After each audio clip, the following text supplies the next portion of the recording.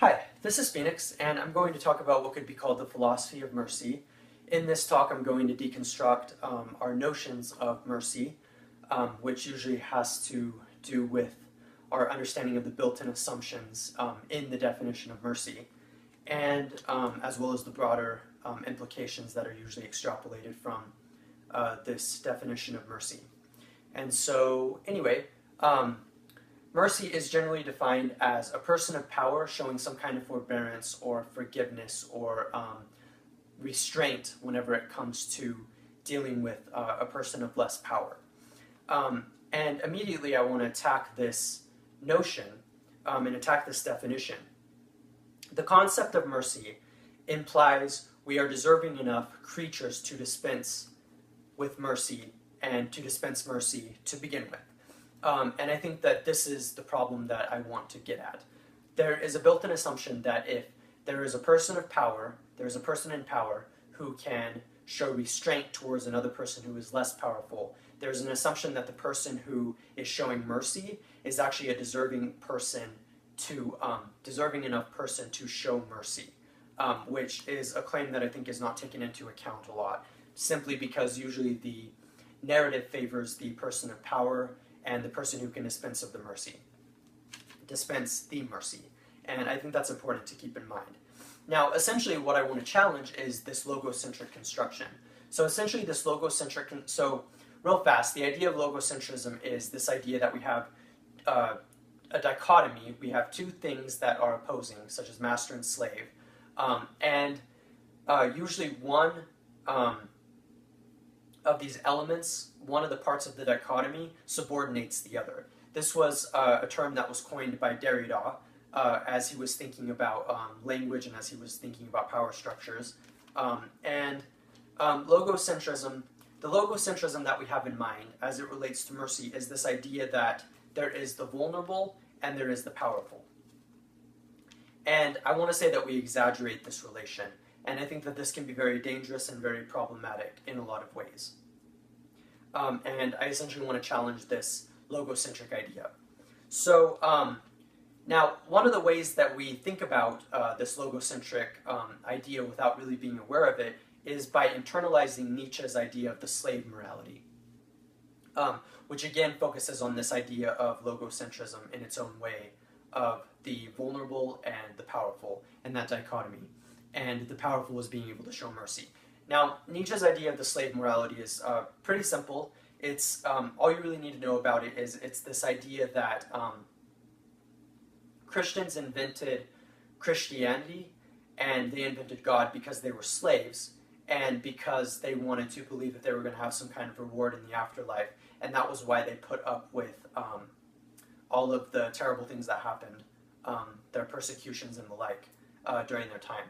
And when Christianity came around and became really strong, this idea was inverted, and essentially it became about, the main idea became the powerful showing mercy to the weak, but what was ironic was that the weak were actually the powerful showing mercy to the powerful.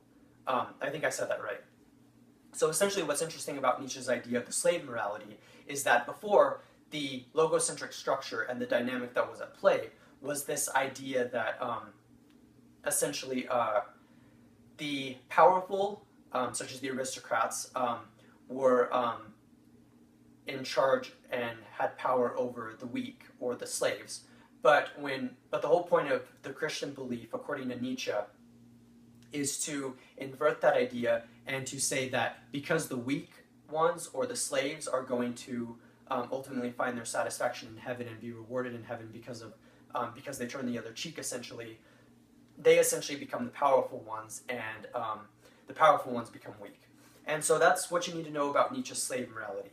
And it's exactly notions like this that I think entrench and further entrench our notions of this logocentric conception of the powerful and the vulnerable, or the powerful and the weak. And I think that that's very troubling, and Nietzsche's slave morality is a good example of how we internalize these notions. And I think that's important to keep in mind.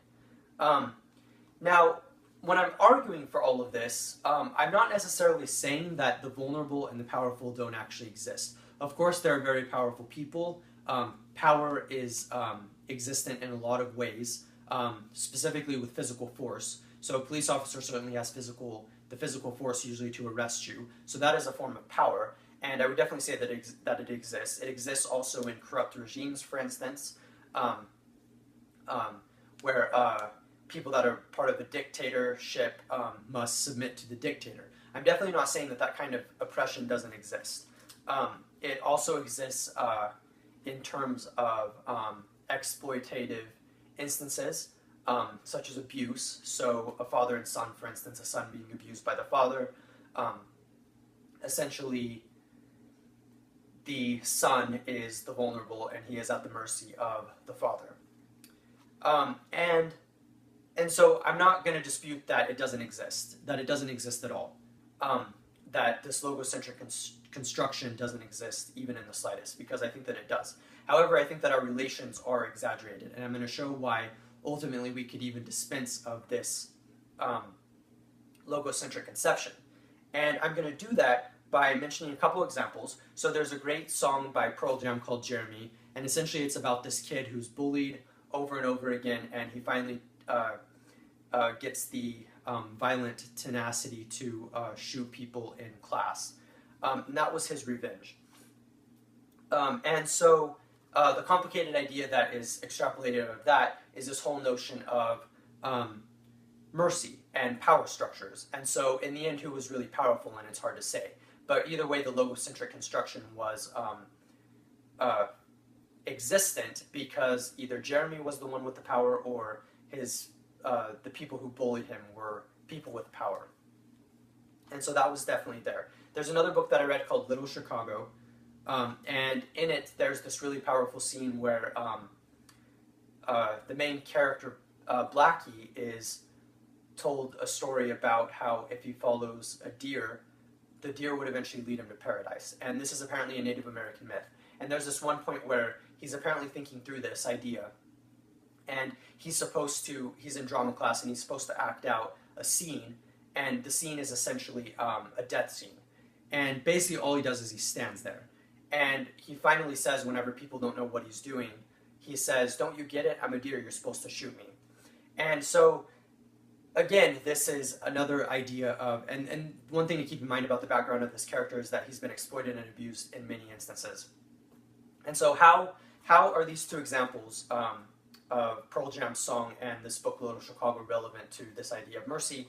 Well, it's essentially relevant in this idea that there's this logocentric construction of the powerful and the vulnerable. So Blackie would be the vulnerable person, while the people that are bullying him and exploiting him are the powerful people, while, of course, Blackie is the vulnerable person. And it's the same thing with Jeremy and his story, even though the logocentric structure kind of flip-flops and alternates between Jeremy and the people who bully him. But I would still argue that this is still a matter of interpretation. Now, of course, it's hard to feel this way whenever you're actually the one who's being oppressed. And oppression comes in a lot of different forms, of course. Racism, sexism, and it comes in many different forms. And so I'm not saying, again, that oppression doesn't exist. I'm not saying that the logocentric structure that I'm discussing doesn't actually exist. Of course, people get exploited. That is just an unfortunate thing. But what I'm saying is the problem is we think that a person. What I'm saying is we exaggerate this relation. We exaggerate this powerful, this power dynamic, and I think that that's what causes problems. And so, even though I would say that this doesn't mean that people don't actually get oppressed, I would conclude that as human beings, we are all forces to be reconciled with, and the need for mercy is exaggerated and serves as a function to essentially promote logocentrism. And I would say that that's probably the heart of my argument and what's most important, even though it's also the conclusion.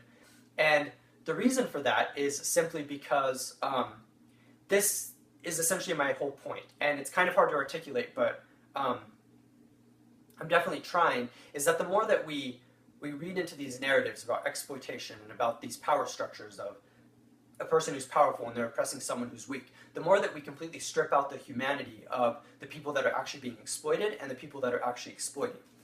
And so, so for instance, the stereotype of the cold-hearted person who takes advantage of a weak individual or a person who is perceived to be weak. I'm saying that by looking at it that way, we're doing a disservice to how we look at people and how we look at ourselves.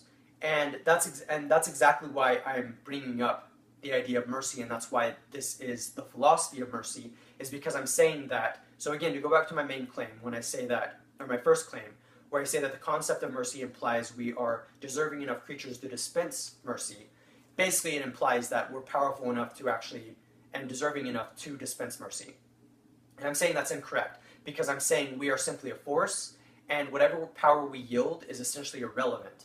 And it's irrelevant because we are all forces to be reconciled with. So as an example, and this is what I mean by interpretation, but and how interpretation comes into play. But as an example, in the book Little Chicago, indeed, the main character Blackie is exploited many times, and yet when he stands up for himself in class in that drama scene, when he acts as the deer that's supposed to be shot, that is what I mean by the force that needs to be reconciled with. So he's presenting himself as somebody that is weak, somebody that is vulnerable, and yet at the same token, within that vulnerability, he's also presenting himself as someone who is strong. And thus, the idea of mercy becomes irrelevant. And it's the same thing when we interpret the way that the people are bullied. So what I'm trying to argue for is a kind of psychological realism, in a sense. And the idea is that we assume that everybody has motivations and that we assume that they have reasons for what they're doing, and that it doesn't all come down to some kind of structure of power. Because I think, again, as I've said multiple times, looking at it in this way of this logocentric structure of power, it reduces our autonomy, it reduces our free will, it reduces what we have to offer, and it reduces us as a force in this world to be reconciled with. And that is extremely important to remember. Because, you know, if you think about it, if you're ever in a situation where you're being exploited, you have to remember that you have this ability to act. And I think that if we see ourselves as someone who is vulnerable, doesn't mean that it's not true that we're not vulnerable. But if we see ourselves as someone who is vulnerable, we don't see ourselves as a force who can act. And this is a little bit when I'm going into Sartrean existentialism, which I can never seem to get away from, but I think that's okay, which is where we act. And because we are all moral agents and because we can all act, essentially the idea of mercy becomes irrelevant, because indeed, in the end, we are all forces to be reconciled with, and nobody has the authority to dispense with mercy, or to dispense mercy. And that is the point that I really wanted to drive home. Again, this is Phoenix, and thank you.